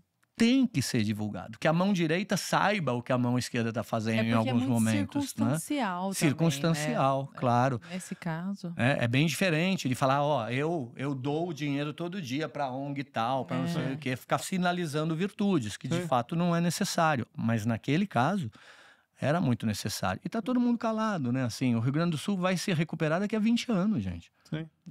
Daqui a 20 anos. Famílias foram devastadas. Cidades inteiras morreram, né? E eu tenho muito orgulho, muito orgulho. Mas é difícil ser pai do Noah, né? Porque assim, quando não é hipotermia, é onda caldo gigante. em onda gigante. Pai, eu quase morri. Pai, eu caí em cima de um tubarão. Pai, não sei o quê. Meu, é desesperador. Eu falei, você tinha que ter optado pelo xadrez. Entendeu? É desesperador, né? Mas no fundo, né, tem aquela coisa também do orgulho, né? Porque a vida que ele tá tendo era a vida que eu queria ter tido. Olha só. E ele tá vivendo sem que você tenha impingido isso sobre ele. Ele tá vivendo que ele tá escolhendo, né? É a vida que eu gostaria de ter tido. O pai que ele tem é, de fato, o pai que eu gostaria de ter tido. Eu não o culpo em hipótese alguma. Ele é um grande herói na minha vida, né? Mas que falta que o meu pai fez do meu lado. Que falta. Que louco acho que isso. Que falta que eu sinto. A gente se encaminha pro final também dessa nossa conversa com uma boa mensagem, né, Lara? Isso que eles estão comentando aqui. Eu acho que todos os pais têm que ouvir esse Conversa Paralela, espalhar para os outros pais que vocês conhecem, que não conhecem a BP, né, que estão chegando aqui agora, que possam, de fato, saber dessa mensagem, porque é muito importante. Não, e a impressão que eu tenho é assim, é difícil, vai dar trabalho. Desafiador. É desafiador, vai tomar muito tempo, mas vale a pena. Importante. Porque eu acho que deve ser impagável isso aqui, ó. Você poder pegar seu moleque, colocar no carro, ir de Santos até aqui, poder fazer um programa, que legal. Nossa, se eu fizer isso um dia com a Maria, eu vou morrer. E você é mãe, você é pai, eu sou pai, ele ainda não é, né? Mas como passa rápido. Né? Como passa rápido. Ontem eu estava limpando a bunda desse cara. Ontem, né? Então é uma tristeza ver os pais perderem essa possibilidade de convivência. Né? Sim. Perderem, porque é irresgatável. É irresgatável. Passa muito rápido, né? Maria já não tá grandona? Tá, Foi outro menino. dia. Nossa, conversando Foi já. outro dia. Nasceu ontem. Nasceu ontem, né? Nasceu ontem. Daqui a pouco tá falando aí. Ela já tá conversando muito. É. Tá falando de jabuticaba, gente. Jabuticaba é uma palavra muito difícil. E eu sempre falo uma coisa, né? Parece que é tétrico, que é nocivo, mas não é. O Noah tem 20 anos. Ele nasceu ontem, passou muito rápido. Quanto tempo eu tenho de vida? Quanto tempo eu tenho de vida? Eu tenho 58 anos. Né? Vamos ser honestos estatisticamente. Eu tenho 17 anos de vida se eu tiver sorte. Porque a média é essa. A média é essa. Passa muito rápido. Muito rápido. A partir dos 40, o tempo escorre pelos dedos muito, muito, muito rapidamente. Né? E eu acho que é por isso que, na medida que a gente vai envelhecendo, a gente vai ficando muito puto quando a gente perde tempo. Porque a gente não tem mais tempo a perder. Né? Eu quero escrever livros, eu quero escrever minha biografia, eu quero fazer um monte de coisa. E eu tô vendo que, assim, o tempo tá passando muito rápido e não vai dar tempo. Ah, Danuca, mas você pode viver até 100 anos. Tá, posso. É possível, mas é provável? Não, não é provável. Né? É provável que daqui a 16 anos se eu tiver sorte. Né? Então, pais que estão nos ouvindo, não desperdicem o tempo. Passa muito rápido. A vida é um sopro mesmo. Né? Eu lido muito bem com a morte, vou morrer tranquilo. Né? Mas se tem uma coisa que eu não me arrependo, é exatamente do tempo que eu disponibilizei para ficar com esse carinha. O contrário, com certeza teria trazido arrependimento. Com certeza. que Porque é maravilha irresgatável, né? de Porque é podcast, irresgatável. né? Demais, demais. Eu Inspirador. queria que vocês falassem uma palavrinha final para quem está até agora nos ouvindo. Onde é que as pessoas encontram vocês nas redes sociais? Vou começar pelo mais novo aqui, o Noah. Como é que as pessoas conhecem um pouco mais dessa filosofia que você está passando aí nas redes sociais, dessa tua vida, entendem mais sobre marketing digital, sobre surf, sobre tudo isso todos esses valores que teu pai te passou aí nessa criação e que você está levando adiante? Meu Instagram, TikTok é Noah Danukalov, N-O-A. E tô passando tudo que eu aprendi com quem tá aqui do meu lado, de uma forma, do meu jeito, né? Do que eu tenho pegado ali e aqui para formar o que eu quero passar. Então, tô lançando meu produto já, que vai ajudar bastante gente. Tô no marketing digital há 5 anos e vai ser bem legal poder dividir um pouco da minha experiência, tanto aprendendo com ele quanto com marketing digital nesse novo produto. E é isso, queria agradecer de coração, foi muito especial mais uma vez estar aqui, ainda mais com o meu herói. Espero que a gente esteja junto novamente. Nós também, Com muito certeza. obrigada, meu querido. E você, Danuca? Bom, eu faço um trabalho já há um tempinho no Instagram, que agora destravou. Né? Destravou? Travou Mesmo? Agora tá indo, né? Depois que de anos, né, maravilha. sendo ajoelhado no milho, né? Então, quem quiser conhecer um pouquinho mais, né, é Marcelo com 2 L's, Danukalov, vai ser um prazer recebê-los por lá. E eu queria fazer um agradecimento a uma pessoa importantíssima nas nossas vidas, né, tanto na minha quanto do Noah, que é a Natália, minha esposa, né? Um pilar nas nossas vidas, né? Um pilar. Natália, ela está por detrás de praticamente tudo de bom que existe nas nossas vidas. Ela não está aqui, né? Mas eu sinceramente não sei o que seria de nós, né? Se ela não estivesse organizando absolutamente tudo nas nossas vidas. Manda uma mensagem para ela, sua câmera é essa aqui, ó. Te amo. Queria que você estivesse aqui. Vocês são Queria muito que você estivesse fofos. aqui. Que lindo. Olá, Quer falar da formação, Danuca? sim. Gostaria, né? eu tenho uma formação que está indo para 20 anos, né? É uma formação em filosofia clínica integral e orientação filosófica familiar. A formação para pessoas que querem ser terapeutas, orientadores familiares, mas é uma autoterapia também, né? Acho que tem 3 objetivos para quem cursa essa formação. A primeira é se conhecer um pouquinho mais, né? É uma formação bonita e que versa sobre inúmeros assuntos. Inclusive, a Lara me deu a honra de ter, né, uma aula maravilhosa que as pessoas adoram, aquela aula de linguagem. A honra é toda minha. Nossa, eu me achei quando ele convidou. Legal. O segundo objetivo é, assim, para as pessoas que trabalham com gente, com pessoas, é uma formação muito bacana porque aborda as relações humanas com a complexidade que lhe é devida, né? E o terceiro objetivo é o primeiro passo para você exercer, o primeiro passo para exercer a função de terapeuta, de psicoterapeuta. E eu falo primeiro passo porque, assim, quando é que termina? Nunca. Nunca, né? Eu estou em formação, eu continuo em formação. E eu acho que é a cereja do bolo da minha profissão. Assim, eu amo essa formação, ela foi ministrada presencialmente durante muito tempo, hoje ela é totalmente online. E isso ajuda as pessoas, né, que estão distantes, né, poder fazer. Tem muita gente de fora, da Inglaterra, da Nova Zelândia que faz. Então, é uma formação muito bonita. Eu gosto muito, tenho bastante orgulho. Obrigado por poder falar sobre ela. Queria lembrar também que o Danuka Love tem cursos aqui na Brasil Paralelo, Travessia da Família, curso belíssimo. Eu assisti esse curso quando a minha filha nasceu.